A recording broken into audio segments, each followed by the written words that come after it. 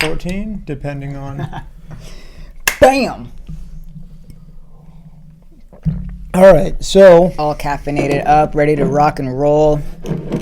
I've got quite a, like, I don't know if I want to call it deep or just, like, I guess existential conversation that I'd love to have. So this week... Let's do it. I had a long conversation with my good friend, Forrest, and it just got me thinking. He was talking primarily about how, or largely about, like, how he doesn't know whether or not free will exists. And I also have, pondered that question. What made me really ponder it is I was in a Bible study that I got invited. How did I get there? I don't know how I got there or found this place. I think it was online or something. But I went to this Bible study because I wanted to understand more about Christianity. And we read a book called Galatians for You, Paul's letter to the Galatians. No, wait, it was Ephesians. Galatians was like super happy and awesome. Ephesians was more Galatians was the reprimanding one. Ephesians was the happy and awesome one. But in Ephesians, I believe, in one of Paul's letters to some people, it says that basically everything is predetermined and decided already. And I was thinking about that a lot this week and taking that to a lesser extreme, because I don't believe everything is predetermined. I do think there's like some paths or something that we're kind of meant to walk, like, and we get pushed towards them. But to me, in my own experience, I feel as though I experience free will. But kind of assuming that you don't experience free will actually takes a lot of pressure off you. If you're just like, I don't have it, you still end up doing all the things you need to be doing because you're wired to you're programmed to do the important things, but you don't feel like a pressure to do them. Does that make any sense? Yeah, and also there's just the fact of like when something like awful happens, it's like, oh, like I guess it's supposed to happen immediately. That's the pressure that like gets released is like, well, I guess this is like what was meant to happen. At least that's how I felt in my situation, because I've had, me and my sister talk about it where, I had said like I wish I didn't leave that day in the morning to go to the doctors so the accident wouldn't happen, and she was like, well, I think like regardless it probably like it was going to happen anyways, it just was that timing. Yeah. And to me it's a hard pill to swallow, because it's like, damn, like couldn't I have learned the lessons like some other way? But if you have a certain responsibility to fulfill in God's image, then it's all in his timing, and what, you don't get to choose. Yeah, and it's hard for me to grapple with, because I'm like, well, if it's all in your plan, like, can I go get a hotel room and get some hookers and some cocaine and just chill there, like, because that's what you wanted me to do? Like, I'm confused. So, like, it makes it seem like... But I don't think... Right. But, like, morally, I don't know if that would sit well, right? Like, there are certain things that spike your nervous system to be like, I don't know, like, should I be doing this? And then if you have that fog where you can't hear God's voice, then those things will never be questioned. Yeah, and I couldn't enjoy those things anymore. Because, not that I've ever enjoyed them in the past. I couldn't enjoy things like that anyways, because like now I would be questioning it. Like it's baked into my programming now to do the right thing and try to be moral and live by my values, because I've realized through many trying situations that if you're living by your values, then it just alleviates all the stress. It just alleviates all the you don't have to question anything that you did if you just do the best you can based on like a predetermined set of values that you live by, right, at all costs. But I just don't know how those, like, I've literally been questioning like the fabric of reality this week, like the deep questions, and I did a lot of that for 2020, like the end of 2024. And what I determined about, like, because I was looking into everything, like new age stuff, like simulation theory, every different religion. Yeah, I can relate to that. I was looking into all of that before like the accident happened. Mm-hmm. Like trying to just like figure it out. And what's the Gnostics, like Gnostic religion, or like the Gnostic way of thinking and everything. And I had gotten my brain into such like a malleable state of not knowing what's real and not real that it was kind of easy for me to believe any of them and test the theory. I was just like, I'm going to pretend the world's a simulation. That's a highly advantageous way to live. If you pretend that it's a game and a simulation, super advantageous. If you think we're a rock floating through space, that's just random chance, and after you die, everything goes black, that's a super disadvantageous way to live. Well, it's very unpurposeful. And it just leads you to nihilistic tendencies. It leads, 100%. And I think it also leads you to just feeling super insignificant. Mm-hmm. When you're not, like, you're very significant in all of what we, like, the whole human experience. Yeah.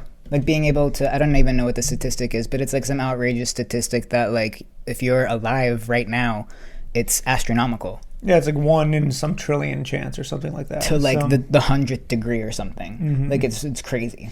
I had a really insane moment in the shower yesterday.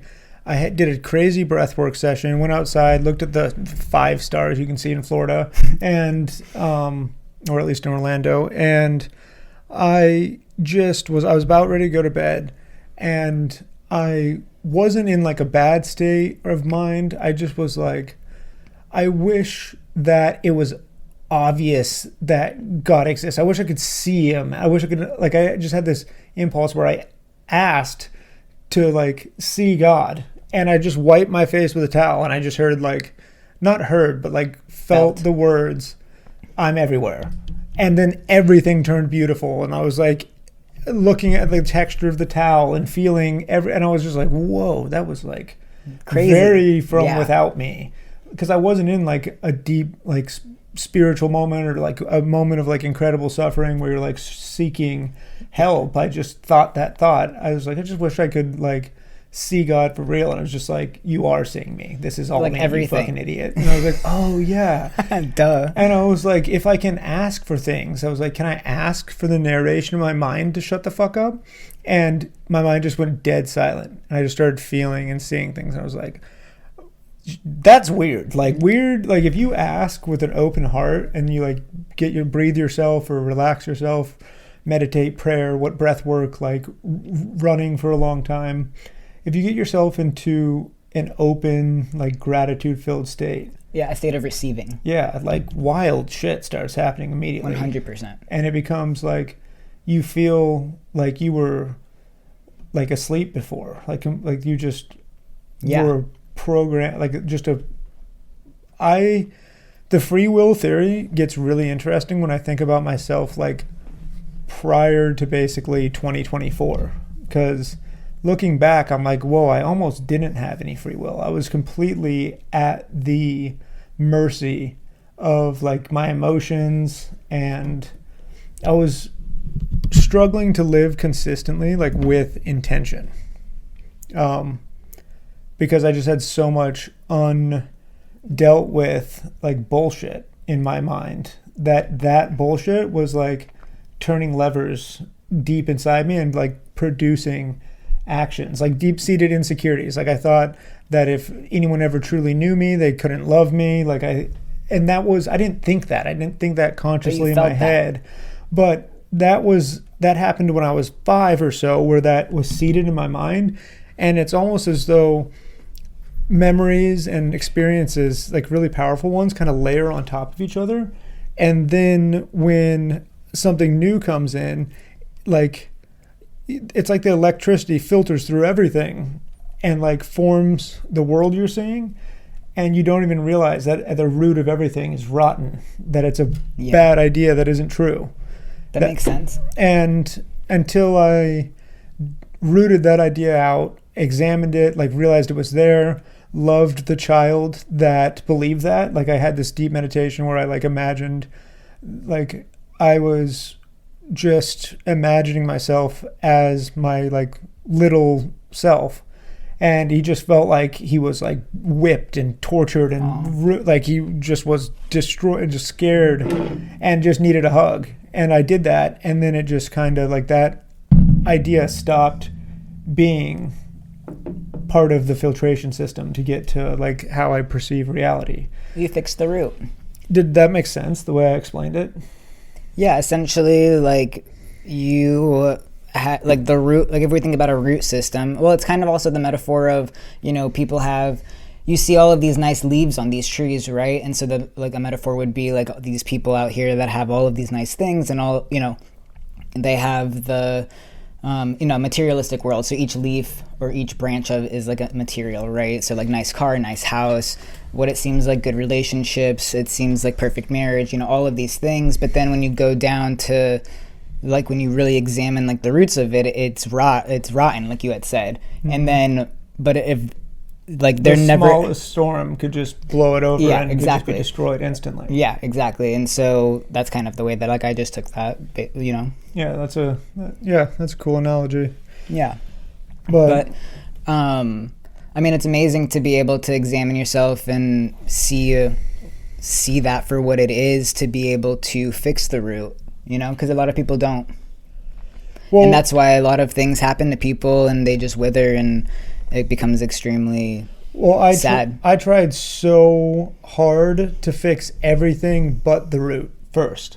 I was like, I'll fix everything else, and then once I'm okay, then I'll examine all this bullshit that's happening. But you can't do it that way. You have to do the order of operation. You have to That's like treating the symptoms versus the root. Yeah, you got to go in and find the childhood shit that's creating false beliefs. That's because you can't see anything through a false belief. If you were like me and you're going through the world thinking that you're evil and that it's impossible for anyone to love you, like that you're not evil, but like fundamentally flawed, bound to do bad things, because I had promised myself so many times I wasn't going to do this or wasn't going to do that ever again, and I broke those promises over and over again. Like I had a impossible task in front of me to like accomplish anything long term and awesome, because I just hadn't got rid of that stuff. Like you have to get rid of the childhood stuff.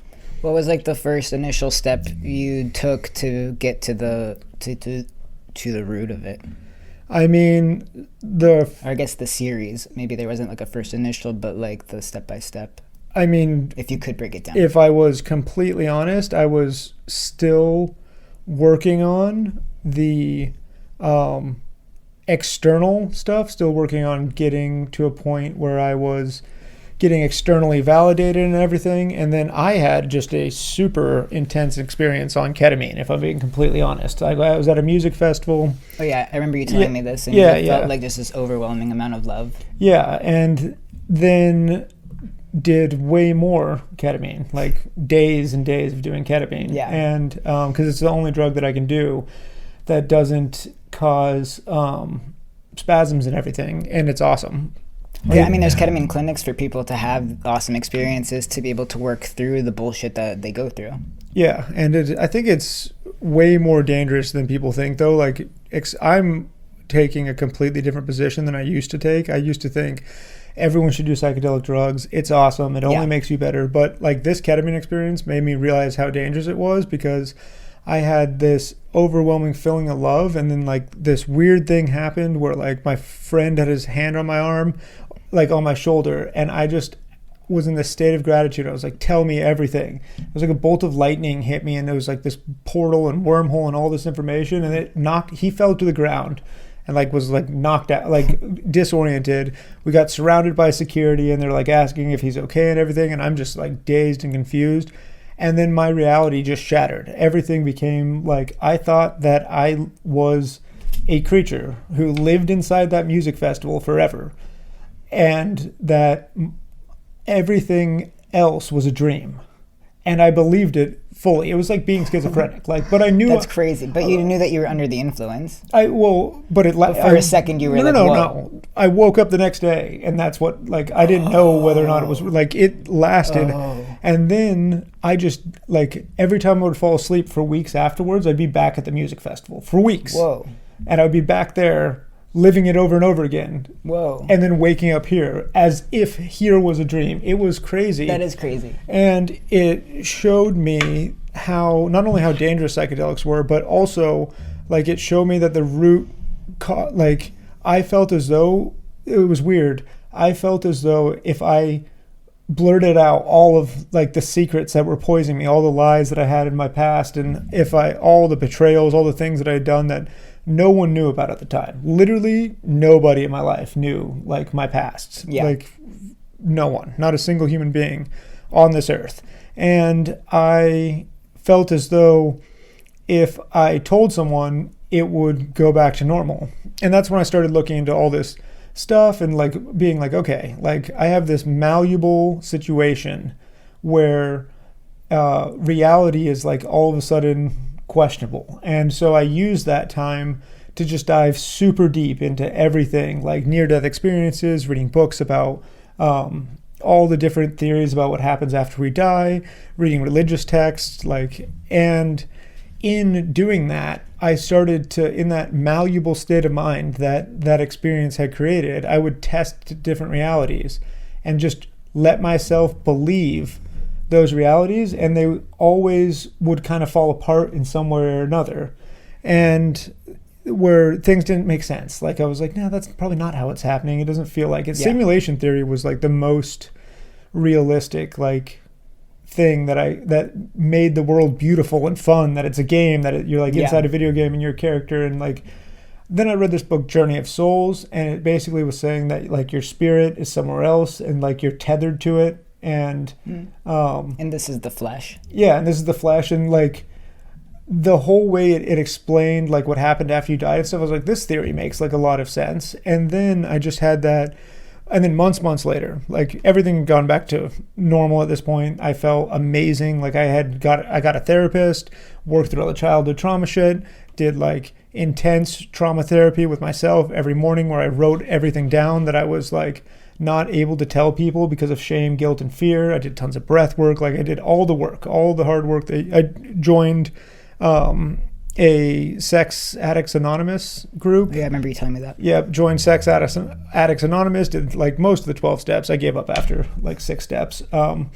But it helped tremendously. Like it was absolutely necessary. It was like a critical part of my healing. The only reason I stopped is just because I completely ran out of time, and like whatever was in me that was causing like compulsive behaviors was just gone. I didn't have the urge to drink. I didn't have the urge to was that the time where Jesus came into your life? So when the compulsiveness stopped? No, it had stopped before that, but I actually felt when that happened, I felt like I had figured everything out. I had written 90% of a book and I knew the end of it and everything. I figured out, I was like, breath work and like this trauma therapy and everything I figured out a way to like piece a human back together from completely broken spiritually, mentally, emotionally, physically, gone. Like thinking about, suicide all the time, just gone. A broken person doing compulsive, horrible things, hurting people he loves, like just a completely destroyed human being. And I figured out how to piece it together. And I thought I had all the pieces of the puzzle done. And I was just doing a random meditation by Ben Greenfield in the sauna. And we've done them together. Yeah. And I was only doing his meditations because he just has like, I like him. I've listened to his voice on his podcast a lot. So like, I think he has a great voice for meditative stuff. And he just, all the music and everything was perfect. I wasn't doing it because it was Christian based, but he's hardcore Christian. So he puts like verses, Bible verses and stuff in there. He was planting seeds. What's that? He was planting seeds in you as you were listening. Certainly. And I just said, with no like expectation at all that anything would happen, but I was just like, Jesus, if you are real, like during a long exhale breath hold and like that moment of bliss and peace and complete quietness that you get, I was just like, Jesus, if you are real, like just let me know. And I just dropped into like it was like I was just dropped into a pool of pure, unadulterated beauty and love, and like a love that I never even knew existed. Like love, it's amazing. So far beyond gratitude, so far beyond anything else I'd ever experienced. And it was just pure love, and I just was there for what felt like forever. And then I just woke up and I literally threw a fit. I was like, no fucking way. That can't be real. I reject it. Like, I reject that. I don't want it to be real, because that means my grandma was right, and that all this seeking and everything that I done was like a complete waste of time. That I could have just done this at any moment. And like, but it was so profound. I was like, I can't, because this upends like the book that I wanted to put out. Like it just upends everything. Like I'm starting from scratch now. Like, I was finished with the journey. I was like, I've figured out how to put a human back together. I have something valuable to offer to the world. And then that just shattered it completely. So I didn't want it to be real at all. And I was like throwing a major like tantrum about like, no, this can't be real. And then I went out and I was like, oh, I guess I'm gonna, like, I was disgusted by the idea of trying anything Christian or like learning about Christianity. I was just like, I don't want, like, that of all things, like, and I Grandma was right. And I went and like, I was like, okay, I guess I'm gonna try Christianity on for size. I'll learn about it. Like, that was such a profound experience. I'll do some research. And I threw myself in the pool and was like, I guess like I'm at least somewhat prone to Christianity now. I couldn't even like think that I would be Christian per se, because it just has so many connotations that come with it, and in it you almost are inheriting like someone else's label, because so many people have bad experiences with Christians and modern Christians. And so anyways, I went on to like start exploring this, and weird stuff started happening. Like, I literally, like, that very next day, I went to the doctor, like my literally doctor's office, and I just glanced over at a book that was sitting on the table or sitting on the counter, and she was like, you can take that. And I was like, what? She's like, yeah, the last person that was in here left it because they said, you know, someone's going to need it. And it was Why I Believe. And it was a book about why he believes in Jesus as like a fundamental, like, proof of concept thing. And I was like, okay, that was super weird, but like, that was just coincidence, total coincidence. And then I was wheeling down the street a couple days later, listening to a podcast by a Navy SEAL. And I was listening to a lot of prayers at the time, but I wasn't praying to Jesus or like Father God. I was just praying to like source, universe, God, like some abstract idea of it. And I was wheeling down the street. I was just shattered emotionally. I had just broken up with my girlfriend, lost my dog, like was in between jobs. Oh, is this when you met Matt? Or not Matt, but that guy that we saw? Matt. Yeah. And I was listening to a podcast by a Navy SEAL and grabbed my phone and put it back in, and somehow it switched to a random prayer on YouTube, and it was like about the Holy Spirit and like inviting the Holy Spirit into you. And I like didn't even really understand what that was. But I was done. Like, I was like, I can't live anymore. I don't want to be here. Like, I am so tired. I was done. Like, I was just, because I was trying so hard and it felt like I was like spinning my wheels in place. And but I mean, I really felt like I was just treading water and still drowning. And I mean, I was at the end of my rope, and it just came on this random thing, and I'm wheeling up this hill, and it's like, basically it was like, just say this prayer and the Holy Spirit will put exactly what you need into your life. And I was just like saying the prayer, like, okay, like, really, will it? And then I just am on a bike, and I run into this guy who I had met on a bike trail, and we had rode our bikes together for a little while, and we just have this insanely like deep conversation where I didn't tell him anything that had just happened. Unprovoked, he explains a bunch of Jesus stuff to me and how Christianity saved him, and like how, and I was just like, this is so weird. Like, what the hell is this? Yeah. And I was like, it's objectively like the likelihood of someone stopping right at this moment where I'm like, I wasn't actually thinking about killing myself or anything, but I was like, man, can a bus just hit me and like I just get out of here? Like, this sucks so bad. And that happened, and it just relieved all of these worries that I had like about finances and projects with my house, and just it hit everything that I was worried about. We talked about it in the conversation, and he just explained it away and how it was all going to be okay. And I was like, I felt amazing afterwards. And I was like, okay, well, that was pretty weird, but like, two coincidences is only two coincidences. And like, then now you're starting to question if it's actually coincidences. Yeah, and then I'm starting to question it's actually coincidences. So I'm laying in bed one day doing a meditation on gratitude, and I just have this outpouring of gratitude and love and beauty and everything. And I'm like, okay, I'm going to see if prayer really works. And I prayed a prayer, and I don't remember what the phrase was that came into my mind, but it was like, bring yourself into the moment. You're worrying about future pain, basically. And I kept bringing myself into the moment, and this crushing pain that I was in, like, dissipated completely. And I was like, okay, that's super weird. And then I had this outpouring of gratitude and just saying, thank you for everything. Like, just not to God or to anyone. I was just saying, I just had this outpouring of gratitude. And then it clicked for a moment. I was like, whoa, if I'm starting to believe that God is probably real in a way, in a different context than I had thought before. And if God's real, like, maybe the devil's real. And that was like my first time that I ever fully accepted, like, there's an evil force acting upon you. And that completely opened up my mind. It's some really weird experience, but this is like the experience that I'm most uncomfortable sharing. Like, I don't want to share this at all because I sound like an insane person. What? You're not insane at all. I felt insane when it was happening, but the very next morning, so when that happened, I remembered when I was 10 and 11 years old, and like 10, 11, 12 years old in that time period. And I really heard, I was being told to just end it, to just kill myself, like not to live anymore. And I was like, yeah, anything that would tell a little child that over, like, it was like, I couldn't stop thinking it, and I didn't know why, and I didn't want to think it, right.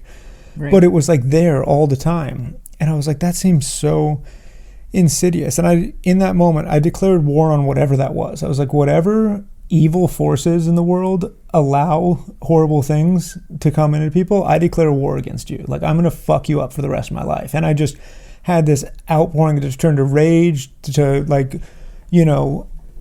love, into like gratitude, but a gratitude of like, I'm so glad that like I have a life's purpose of destroying you. Like, I'm whatever this evil force is, like, I'll die to like kill you, or I just had this intense thing. And the next morning, I forgot about this experience completely.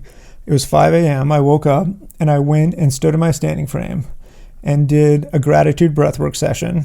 And I got super cold, and I opened up my eyes and I saw like 30 demons standing around me.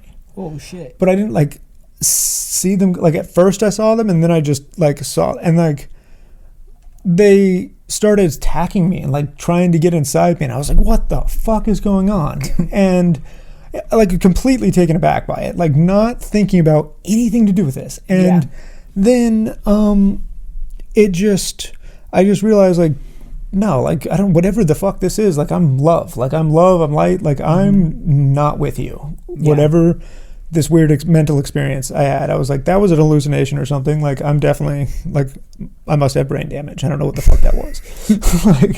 Maybe the accident really gave me a TBI. Yeah, I was like, I have hit my head quite a few times, like, and done enough things to mess with brain chemistry that, like, I cracked my back weird, and like LSD got released in my brain. I don't know what happened, but I'm not gonna pretend that wasn't real, for sure. Yeah. But I had this experience where throughout the day, unprovoked, that same day, like, I would imagine, I wouldn't see anything, but I would like imagine like a weird demonic creature trying to jump into me and just be like, no, I'm love. Like, you can't get in love.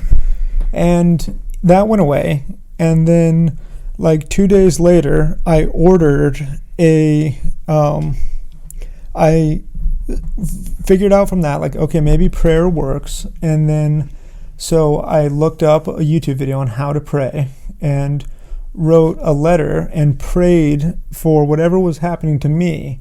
I was like, Jesus, if you are real, like, then please, like, find your way into my ex's life and do whatever you're doing in my heart, because my heart was changing rapidly. Yeah. If this is real, like, just do that to them. And I had ordered some random like heat pad or something and sent it to her, and she was like in Seattle.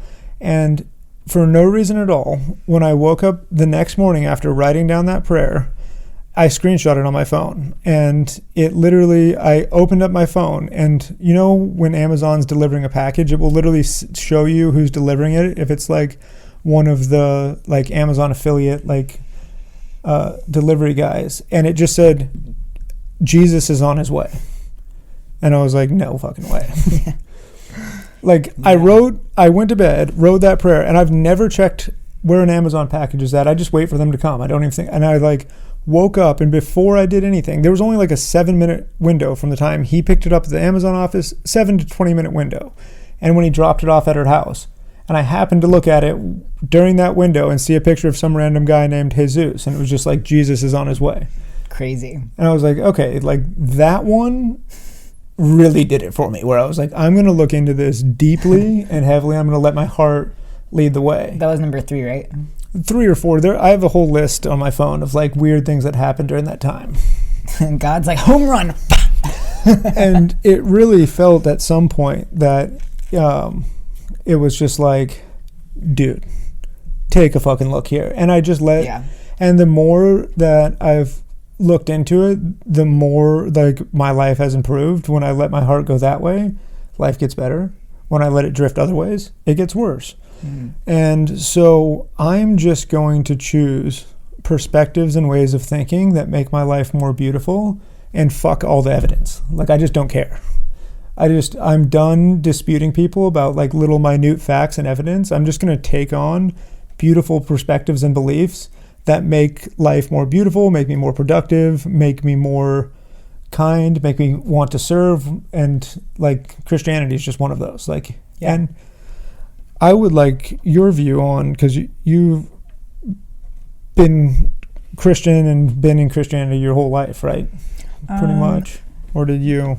I was raised Catholic, so there's like some differences, but it wasn't really up until like probably like really post my accident that like I really dove into it, or like really I like got into a lot of like the new age stuff before the accident, to the point where like when the accident happened, I was like, did I let something in that I shouldn't have let in, that really wanted to like ruin everything? So there was like that perspective, right? And then God saying like, no way, like you're not leaving, and that's why like I survived. So there was that thought. But yeah, I mean,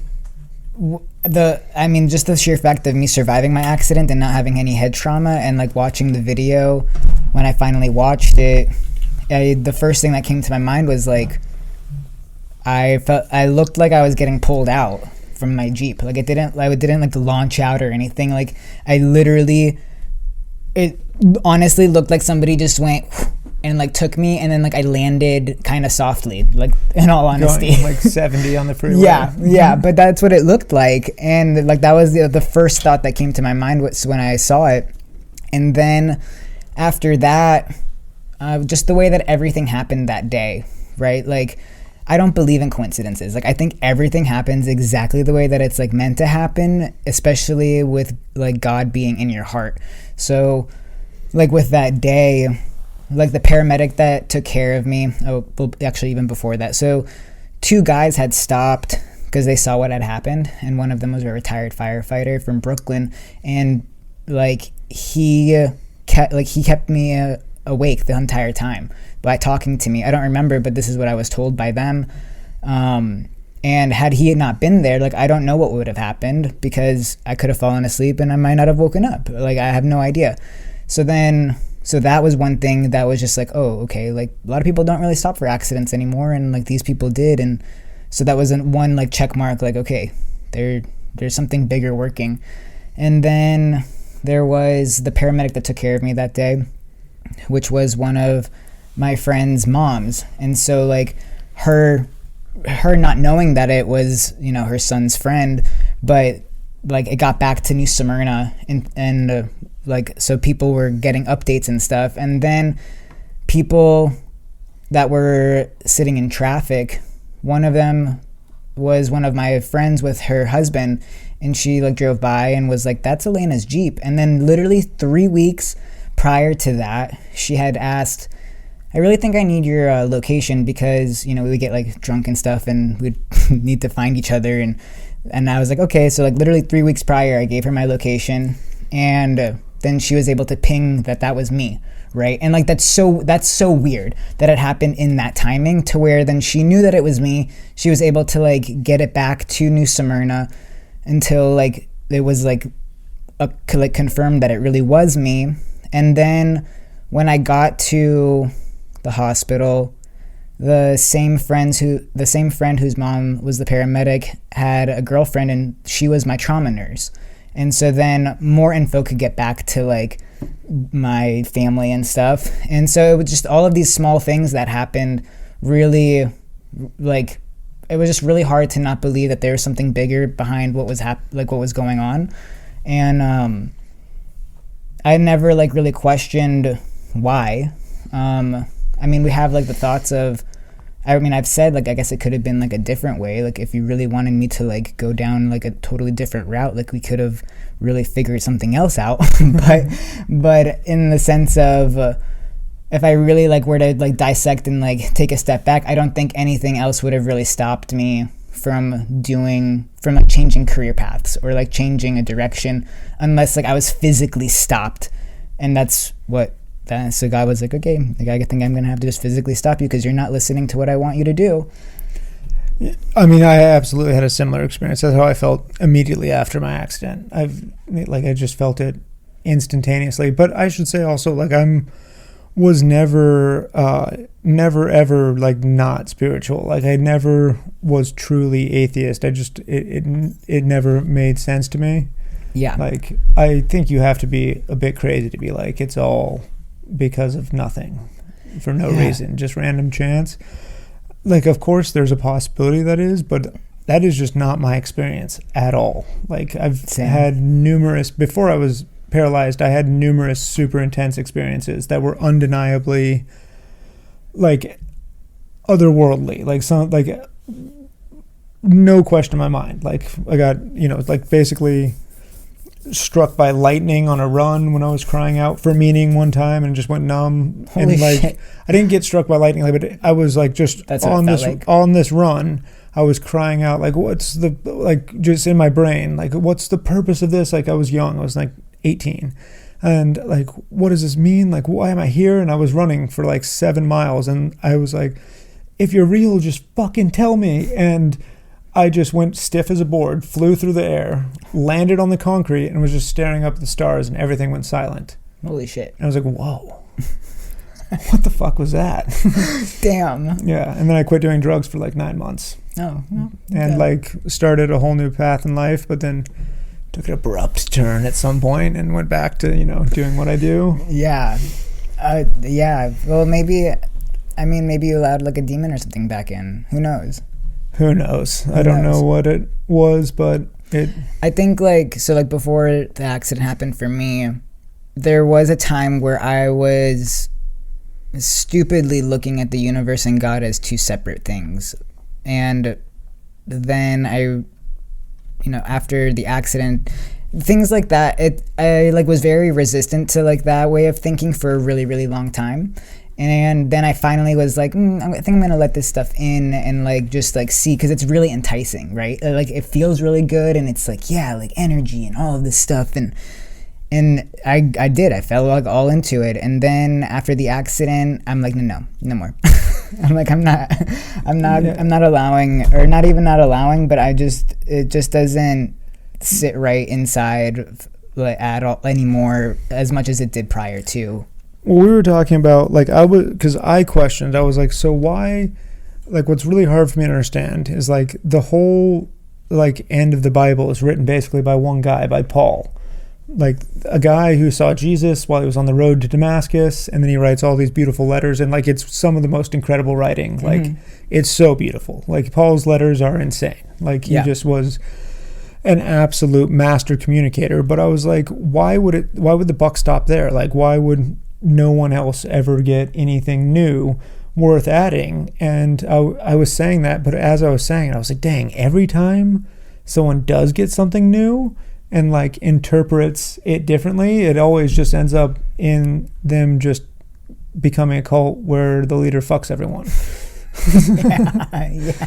So maybe it did end there. Like, I'm like, every single time since then, it just like, or I mean, it turns like the only other example would be Islam's newer, and like, you believe what you want, but I see major flaws in Islam. I'm sorry. Like, I've never studied the religion deeply, but if your religion just ends up making everywhere that it is predominantly present a shitty place to be, I just have to question the religion. Like, there's no arguing that Islamic countries are not countries that like anyone else wants to go to, like, urgently, you know. It does there's something. I see the fruit of what your ideas and your beliefs are, and like the fruit of Islam, from my perspective, for the most part, like, it seems to be bearing rotten fruit from the outside looking in. Maybe other people feel differently about that, but Christianity and Christian beliefs and nations who have adopted those beliefs,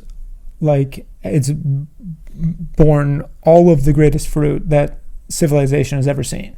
Right. More happiness, more abundance, more joy, creativity, the values and the ideas work, and they work on scale and mass in a society. If a society is predominantly Christian, it seems to work really, really well because of the way it's based on love and forgiveness and everything else. And the only other society that I see that seems to work like relatively well is like Buddhism. Seems to, like, as far from the outside looking in, like, societies that like are Buddhist, they seem to be working like decently well, but the rest of the places, like they're just fun, like, objectively bad for most people that live there, like really gnarly for most people that live there. And not to say that I mean, our nations don't have Christian values anymore, so I was going to say like that but they fell off starkly as those values dissipated,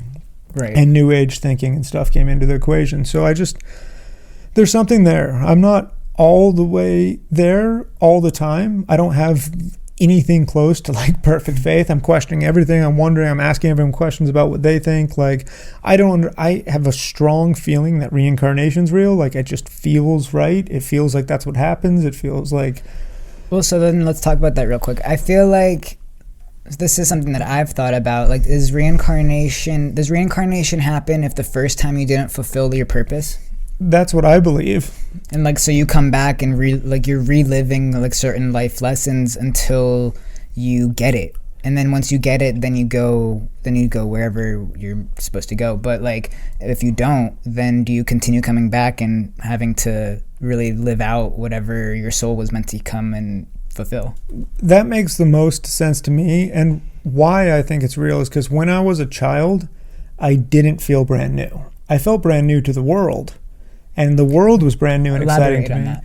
I just remember being a kid and like I didn't feel like any of it was new. Like, I felt like I was seeing it for the first time with these eyes and stuff. But there was like, and I'm talking like imagination getting ruined. Like, I have vivid memories of like around 4 or 5 years old when I lived in Montana, of just thinking about things that a kid shouldn't be able to think about. And like, would you say that like old soul? I just felt, I don't think, God, I hope I'm not an old soul, because I'm an old soul. Well, I mean, geez, I hope I would have learned more than I've learned by now. Like, I feel like I know that I'm an old soul. Yeah, I don't know. Like, there's just things that because when I was younger, I always connected with people that are older than me all the time. Like, I connected with all of my teachers. Like, I remember all of my teachers. I've always had like really great relationships, and they would always tell me that I was an old soul. I remember writing a paper in my 12th grade senior year, and it was a really good paper. But I had asked, like, can I write about anything? Because I was pretty good at writing, and my teacher let me Mr. Scrivano, he let me write whatever I wanted to, and he's like, yeah, go for it. So then what I wrote, mind you, it's like 12th grade, and I wrote that I was best friends with Janis Joplin and Jimi Hendrix, and it was Woodstock, right? And we were wilding out, and I started off the paper saying waking up to like basically white dust everywhere, implying like we just did a bunch of cocaine like the night before, like all of these things, right? And just like it was like a whole weekend of just raging with like Janis Joplin and Jimi Hendrix and like being like their bestie, like out in like backstage and stuff, and we're all fucking wild. And I remember like he was one person that had said, he's like, oh, like he gave me like 100 on it, and he's like, you're such an old soul. And like, so there was things like that even prior to like in middle school and stuff, where I would have people like tell me that, and it made me feel like when you say like things weren't new, there were things that like I knew that people questioned, like how do you already know that, right? And so I understand that. That's why I asked if like you had that old soul feeling. And then I'm like, damn, like you just questioned like, oh, I hope I'm not an old soul. And I'm like, fuck, like what if I like this is the final thing, like being paralyzed and learning the lessons. I would just hope that if my soul had lived many previous lifetimes before, it wouldn't fuck this one up so bad. Like True. if I have been alive for numerous lifetimes, and like God is definitely looking down at me on this one and being like, holy shit, this one's an idiot. I'm like, fuck me. Oh, really needs to learn the lessons a lot of times. Wow. Yeah, maybe this time it'll be the one. All right, you're really not getting it. You're getting fucking paralyzed. Fuck. Holy shit. Oh man. But I don't know, I've had when I say that I am deciding to just take on perspectives that are advantageous to me, thinking about life as a trial to grow as a soul and become better and more beautiful and serve the most people possible is tremendously advantageous to me. Absolutely. And thinking about the fact that I've lived previous lives and like that I'm growing, and like all of that adds beauty and depth to my life that I really enjoy. So regardless of evidence, I just choose to think things that bear beautiful fruit. Yeah, I absolutely 100% agree. And I actually talk a lot about that through my social media, because that's something that I've had to learn and do in my journey as well, because there's just it's the work of taking the higher road of thought. Mm-hmm. And when you take the higher road of thought, you are able to just live more abundantly, because your perception and how you are seeing your reality is feeding the good parts. And instead of, if you were to like think if we were to think, oh, like fuck us, like we're paralyzed, like this is the worst thing ever, and yeah, like it does really fucking suck, but also you can choose to take that road, which is the lesser road, or you can choose to think like, okay, now I have the chance to potentially inspire and motivate and help X amount of people. And although that's a major responsibility, it's a privilege to have that responsibility, because not everybody gets that. And yeah, it might not be physically, advantageous in our situation, but at the same time, who's to say that we are entitled to our physical bodies? Oh yeah, I mean, I thought from the very get-go, like I never had a thing where I was like, why me? Like it's so unfair. Like I never questioned that, because I was just like, why some little kid in Africa, like born in absolute disgusting hell with parents, like a parent who rapes him or something, like why not me? Like it just was never even a question in my mind. It's just always knew that like shit happens. Yeah. And then also if we relate it back to like God and the Bible and stuff, I had a mentor who in the beginning told me, it's not even that I was questioning like why this happened, but the conversation came up of, bad things happen to certain people, and then if you were to question those things, well, God allowed the crucifixion of his son for the greater good. Mm-hmm. And if he allowed that, then why wouldn't he allow what has happened to you? And I'm like, oh, true. Yeah, I think I'm done questioning things. Like, I want to question people and ask them how they see the world and know things. But like before, like when I was starting to look into Christianity or Gnosticism or like Buddhism or whatever I would look into, I would just dive deep into it and try to poke holes in it and figure out where it was. And I'm just done. I'm just going to enjoy life, try to serve people, and believe things that are beautiful. Like, I don't need to know the evidence. I was listening to a bunch of Christian apologists and like seeing, like trying to like decide. I was like, you're never going to know whether or not this is fucking true. Like, Right. Everyone believes something different. Every Christian I talk to believes something different. Right. They have, like, fundamentally, every single Christian person that I've talked to believes something that's blasphemy to like other Christians. Right. And so I'm like, okay, I'm never going to get to the bottom of this by talking to Christians. Every single one of them believes something different. So That's why it's important to have your own discernment. Own discernment. And like, I certainly believe beyond any shadow of a doubt that there is like the word of God in the Bible, and that it's incredible. Like, it is there as a gift and something that if it is, and also questioning all the things. Like before I was like, yeah, what about some little Buddhist kid that never even heard about Jesus? Like, why would he not? I was like, God's got that figured out. I don't need to know why. I know that when I accept this into my heart, my life's better, more beautiful. That's enough. Like, screw it. Yeah. I can't answer all the questions. Leave that to the apologists and like the people who want to be philosophers. Right. I just had a conversation yesterday morning with one of my friends, and we talked about that and how there are just some things that like we're not entitled to know, and we don't need to figure it out, and we just have to live the best that we can in the eye of God. You have to think, as a human being, there's 8 billion of us now, billions more that have lived before. All of them have built a world and had all these thoughts and learned so much. 99.9% of it was never written down. It wasn't orally passed to you. And even the stuff that was written down, you're never going to have the ability to know more than maybe like 0.02% of it. Right. So like, you're operating at like, from such a tiny little slice of the perspective. You're never going to know all of it. And I just really thought that I would someday. I thought I would figure it out, and then I would understand it, have purpose, meaning, joy, love. Like, that was the motivation. I've told you I want to start the 1,000 Eyes podcast. And I wanted to write a book when I was younger called 1,000 Eyes, interview 500 people, ask them, like, what's the purpose of life? How do you be happy? Like, tell me your whole story. Like, these 5 existential questions that I was grappling with in my teens.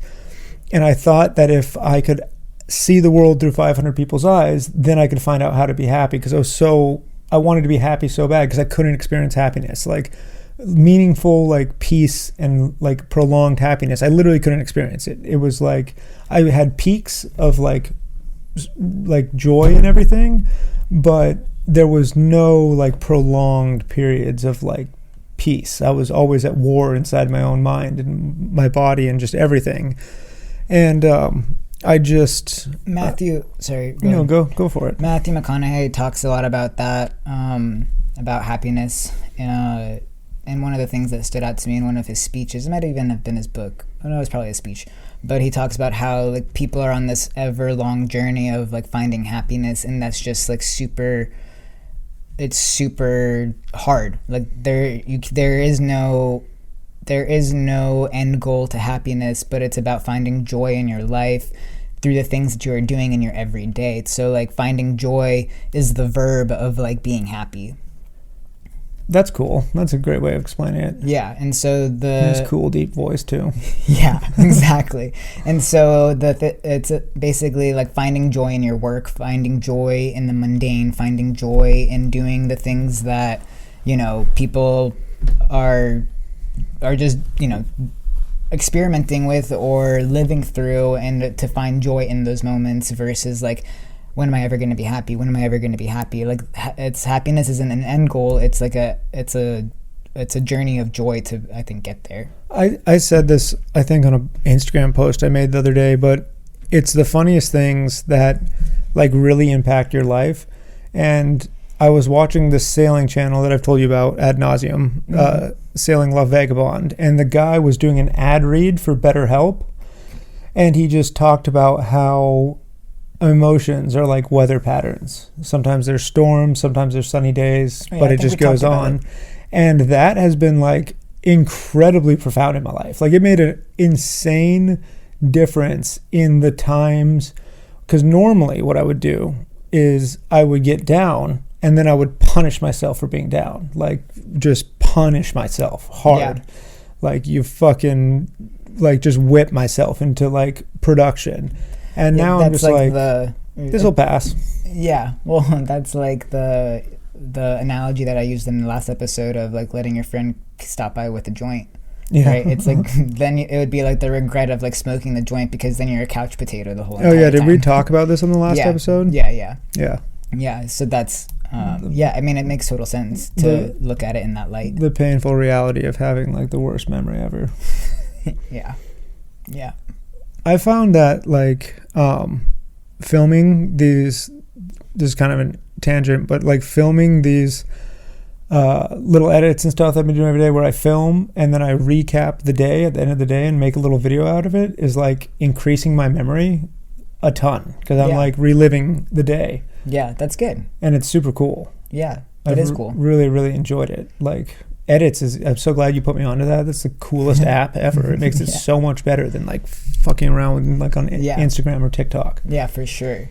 I mean, they have said that, I've read something a long time ago, that, like, if you take a picture every single day and you look great about it, that it also helps, like, with your memory in general. Yeah, I need to get back into writing. I have, like, you know, probably 3,000 or 4,000 pages of journals, like, and I used to journal and write a lot, and a hallmark of the really best times in my life were the fact that I was journaling a lot. Like, it seared memories into my head. Like, I have an incredible memory of traveling because I journaled the whole time, every day, wrote down everything that happened. That's cool. I am keeping those journals locked so deep into the annals of history. Like, I'm never, like, my grandchildren can find them and be like, oh, what's this? And they'll be like, oh my God, Grandpa was fucked.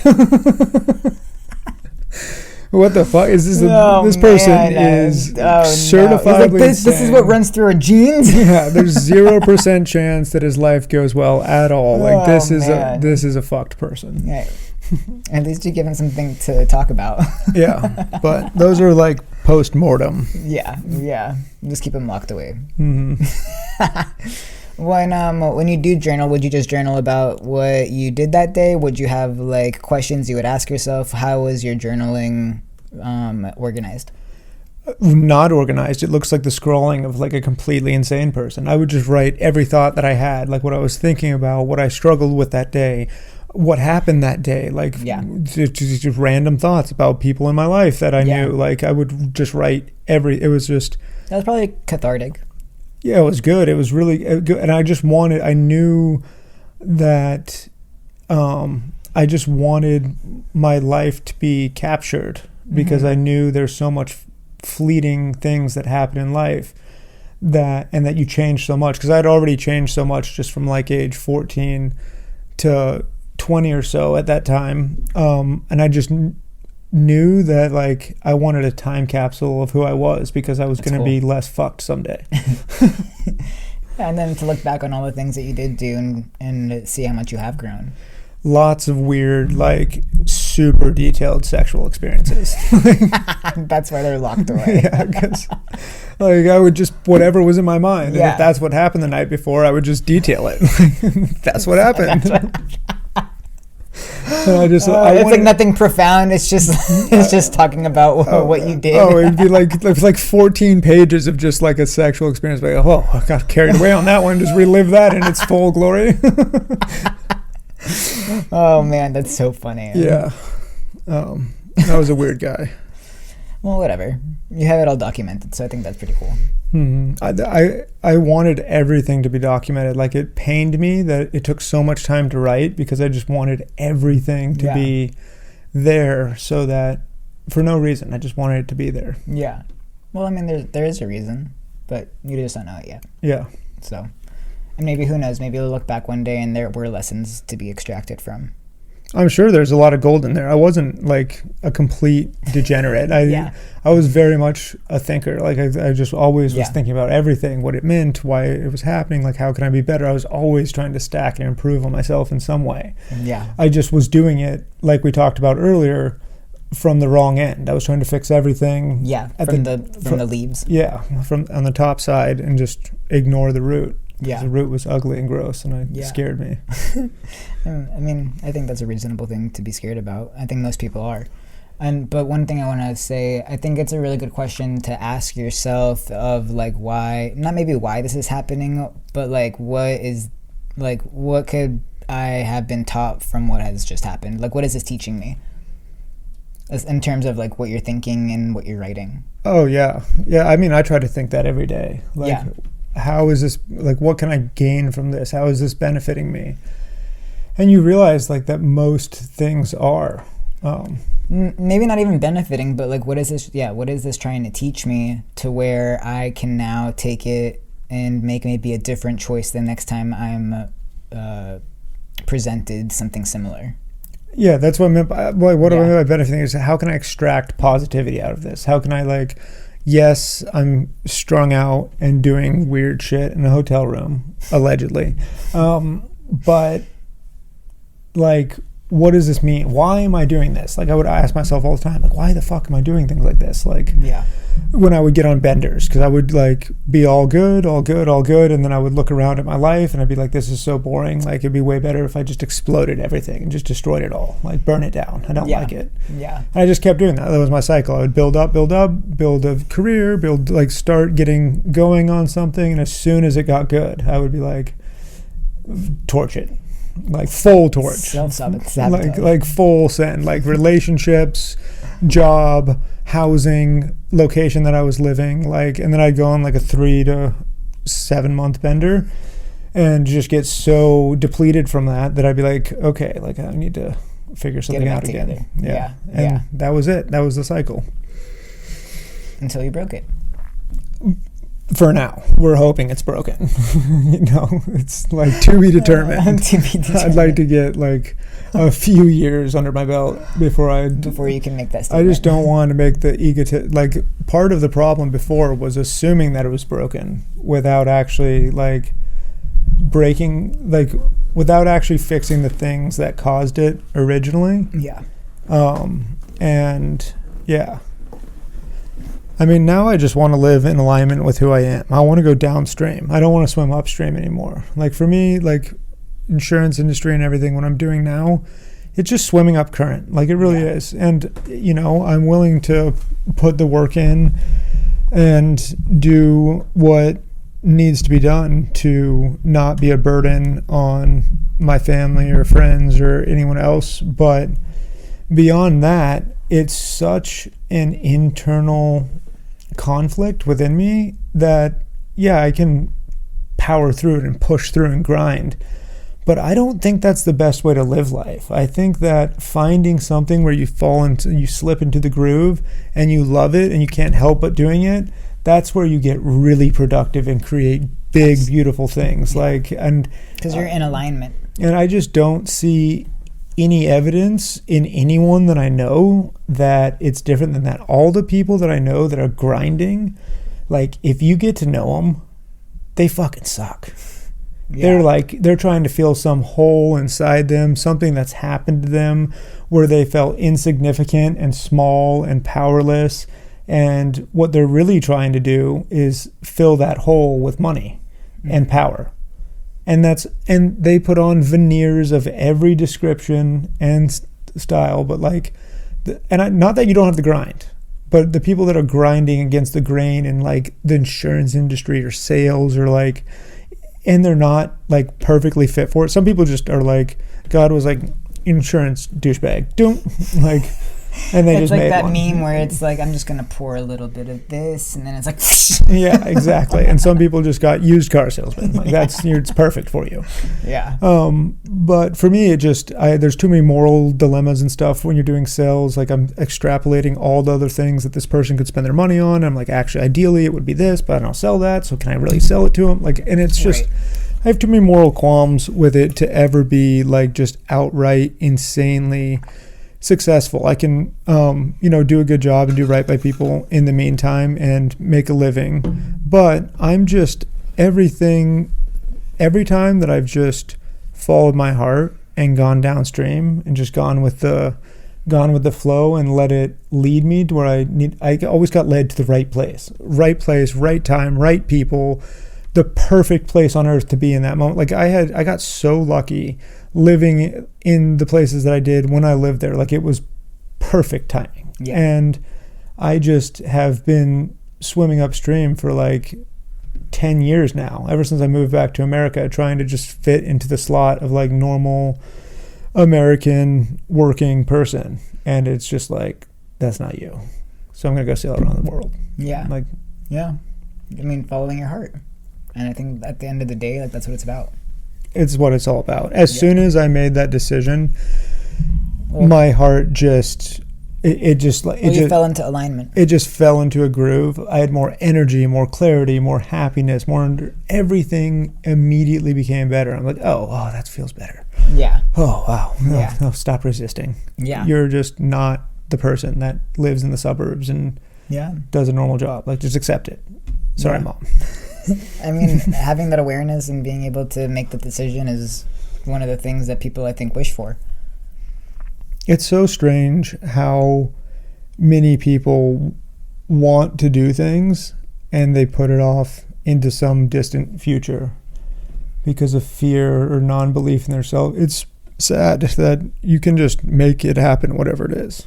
It's not going to happen instantly, but you can instantly start making it happen. Well, yeah, you can instantly make the choice for your life to be different. Yeah. And like when I decided to sail around the world, like there's never since then, like there's been moments of like small doubt, but then I'm like, nah, like this is happening. Like there's no moments of like where I can't make this happen. I just am trying to figure out how. And yeah, well, that's the thing. Well, it's not even how. It's just when we talk to God and stuff, it's not even. I forget what the saying is. It's not our job to figure out how. We just have to like trust that it's gonna happen, and as long as we're placing ourselves in the position for God to do what He needs to do. Yeah, I'm just gonna wake up and I'm gonna work from the time I wake up to the time I go to bed, doing things that make me better, fitter, happier. Then move the needle toward where it is you want to go. Yep, I'm just gonna keep. That's what I did with like recovery, with like learning to walk again. I'm like I know I'm gonna fucking walk again. I don't know how I'm gonna do it, but I'm just gonna do what I can. And if it's meant to be, God's gonna put me exactly where I need to go and where I need to be. He's gonna put the people in my life that I need to help me get to where I am. Like I don't even know how it's gonna happen, but it's gonna happen, and that's what like was set in my heart. And so that's why like moving forward, that's exactly what ended up happening. Yeah, that's fucking badass. I'm It's so badass. It's sick that you did that. It is. It's crazy. Like you were fucking completely paralyzed and you fucking willed wild. yourself to walking again. Something that so many people believe is impossible because it's just really, really fucking hard.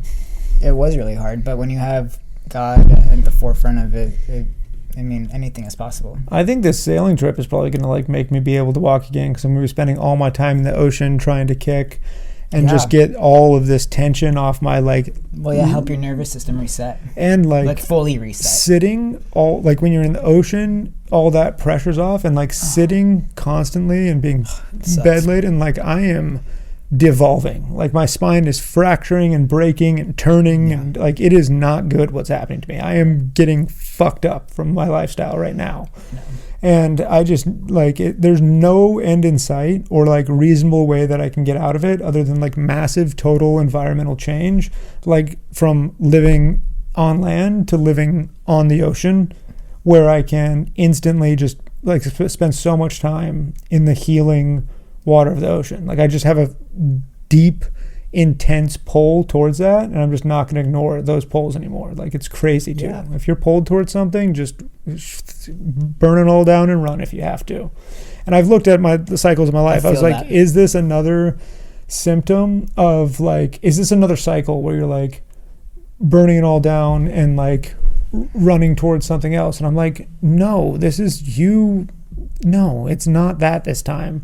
Because all those other times was born out of like a place of like pain and want, and it was completely and totally dark, and like now I just want to do it perfect and right, and it's way different. And so I'm like, no, I'm not. I am. It's coming from a different place of awareness. Yeah, and I think it's super important to just like be willing to reinvent yourself over and over again and not get too caught in. I think I 100% believe that. And when you had said like to not listen to the pull, I felt really convicted because I was getting pulled when I was in pharmacy school and I totally ignored it. Yeah. You know, I like totally was like, no, I'm already in it. Like I'm not gonna, even though I was so fucking unhappy doing what I was doing, that I like knew that I wanted to go into fitness. I knew that that was what I was supposed to do. I've been in love with it ever since I was a little kid, and I just ignored it. And then it's really fucking weird that it like everything went to shit the week of my boarding. But yeah, like I totally just ignored the pull, and that's what made me also believe that again. The fact that it happened the week of my board exam, I was like, oh, okay, well, maybe you like really were trying to tell me something, and I'm just the asshole that like wasn't listening.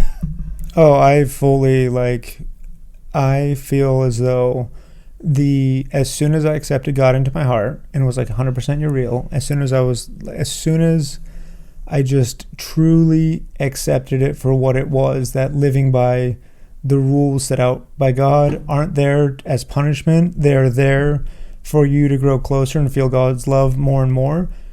Ever since I accepted that as truth, as soon as I break one of those rules, it's instantly just like slap. It's like so immediate and abrupt and painful and fucked up. Like as soon as my heart goes astray, it's not like it was before where there was like a lot of little warnings and like, it's like, no, you fucking idiot. Like enough's enough. Yeah. Like just, this works for you. Like just accept it. I'm like, okay. I still can, like, there's no way that I'm not going to fuck up so many more times because, like, there is such a devil on my shoulder that's just whispering in my ear. Like, all the time. I have the angel devil thing, like, the stereotypical thing. So much. Like, Same. The nihilistic, like, none of it matters. Just, you can, like, do whatever shitty thing that I want to do at that time. Like, I can justify it and like somehow. It's the hedonistic part. Yes, I love hedonism. Who doesn't? That's why it's like so fucking hard. Like, you know what I mean? Like hedonism rocks so much.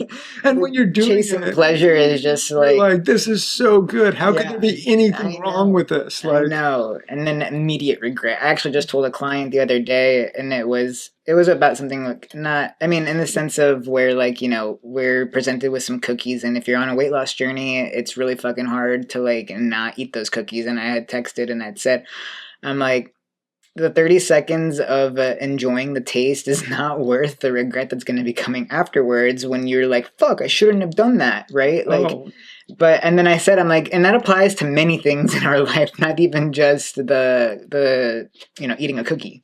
What's fucking crazy is I have like terrible gut issues on and off and everything, and the 30 seconds of eating something really fucked up and delicious. The 30 seconds of chugging the cream. Yeah, cream specifically. Like causes days of like agonizing problems and pain. Yeah. And I know that.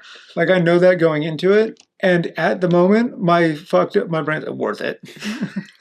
Like I know. It's like, fuck it. I'll pay such high consequences for like impulsive, fun things. And I don't like it's built into my circuitry, and I want to like, I'm trying to unwind it and rebuild it and like get to the moment right before I drink a liter of cream and be like, why are you about to drink this liter of cream? Like, honestly, talk to yourself here for a minute. Like, just pause.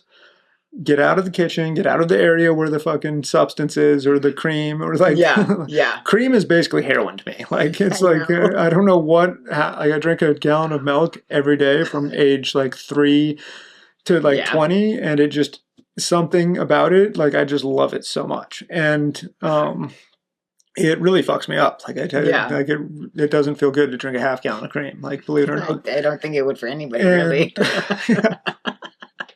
And so I'm trying to like interrupt whatever circuit that is that, but the crazy thing is I have heard people talk about that, and you just get out of the kitchen and you like go interrupt the circuit.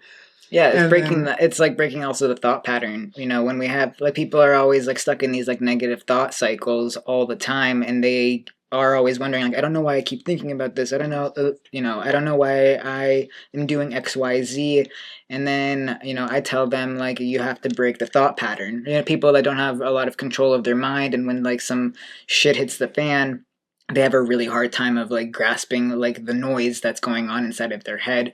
And so I just say, like, you have to just stop the thought pattern. And it goes back to, the emotions, the weather cycle of emotions, where thoughts are also your friend coming and knocking at the door with a joint. Like, you either say, okay, yeah, like, come on in, and then you feel like a POS because you're stuck on the couch. And that's what happens when you let certain negative thoughts come through, is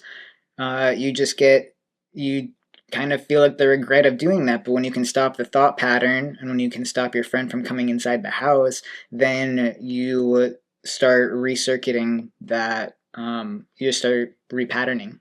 It's incredibly amount. I It's get a lot of effort, for I sure. get why the vast majority of people on the planet never do that. Like, I get it, because deciding to do it and committing to it is just endless work. It is, and that's why it is endless work, and that's why a lot of people just get stuck in suffering cycles, and then they're like, "Oh my god, I'm so unhappy," and it's like, "Oh my god, you just let's dissect and reverse engineer why, and like what's going on through your head, and how about every time you're thinking a certain thought, you are now becoming aware of that thought and allowing a different thought to come through. So like, this is like a super wild example, but like always thinking like, oh, I'm such a fucking piece of shit. It's all right. Well, when you start having that thought, it's like, okay, why do I think this? And maybe I'm not actually a piece of shit because I, for example, I brought flowers to somebody today. That makes me not be a piece of shit.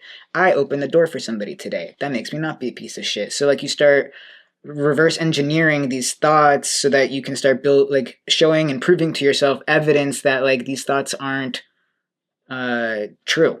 Yeah, right? that's why affirmations work. Yeah. That's why saying what you want over and over and over again, saying that you're going to have it, believing you're going to have it, that's why it does work for a lot of people. And to an extent, I think the affirmations only work if there's action backed by them. Right. But it creates the ability to take action, because if you program it into you and you start believing it, then you start taking action. So that's why they work. Like, for a lot, they don't work for everyone, and they definitely don't work if you just think like, I want $1 million, I want $1 million, I'm going to have $1 million, and you just expect $1 million fucking dollars to show up at the door. No, you want to be able to see the opportunity that will allow you, want to be the person that will allow you to like have that, if that's what you want. Yeah, exactly. I mean, focus on $1 million is just an incredibly negative thing to do, but yeah. Well, who's becoming the person, like you had just said, that would be able to get $1 million? Like, who do I need to become to be able to have that, is the ultimate question to answer. And believing that you're worthy of it and that it's coming, and saying those positive things versus the negative things that a lot of people are saying to themselves, is a great start. Like, I don't have anything. I don't think that you're gonna go the distance with affirmations. But if you're living in hell, and your thoughts are dark and fucked up, and like you're in constant state of fear, anxiety, worry, whatever it is, then introducing a bunch of positive affirmations into your life is probably not the worst idea. Like, yeah, but again, backing it up with action and like doing things to build the evidence to show that you aren't. Again, back to the example of being a piece of shit, right? Like, what am I doing? And like, if you are being a piece of shit, and then you're thinking that you are a piece of shit, and then you look and reflect on like all of the choices that you're making, and you are actually one, then it's really hard to believe that. I'm just turning the mic towards you a little bit. Then, yeah, it would be really hard to believe that. Like, believe that you're not. What I'm doing while I'm being a piece of shit these days is like just being loving and forgiving of myself. Yeah. Like, just being like, I ask myself, like, why are you being a piece of shit right now? And it's not because I'm lazy or a loser. It's because I'm in an incredible amount of pain. I'm not sleeping well. Like, I have reasons to be. Yeah, well, there's different evidence, right? And then I'm able to forgive myself for it and actually rest, and then actually go get something done. Whereas before, I was never getting any real rest, because anytime I wasn't being productive, I was like in that you're a piece of crap loop. I was not saying those words maybe, but just being like, you're like, try harder. Like, just, I was pushing. I was just always pushing for more and more and more. And I'm realizing very slowly that sometimes, especially when you're trying to heal from something, you just have to take your foot off the gas and just chill. Yeah, I agree. But I think there's a fine line between people who give themselves like too much grace and they're not going through like what you or I am going through, to where they're still not pursuing whatever goals that they have.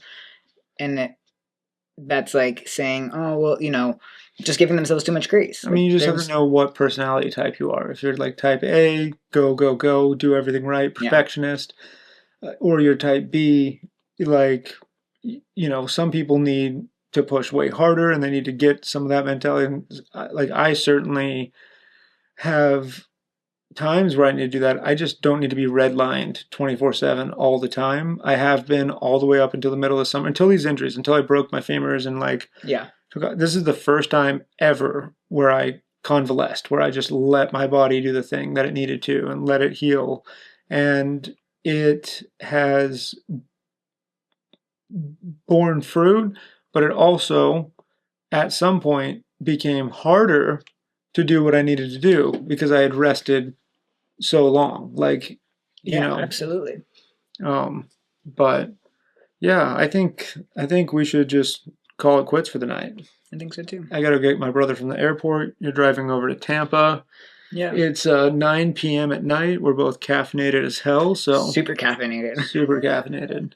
But, Yeah. Yeah, I think that's a good one.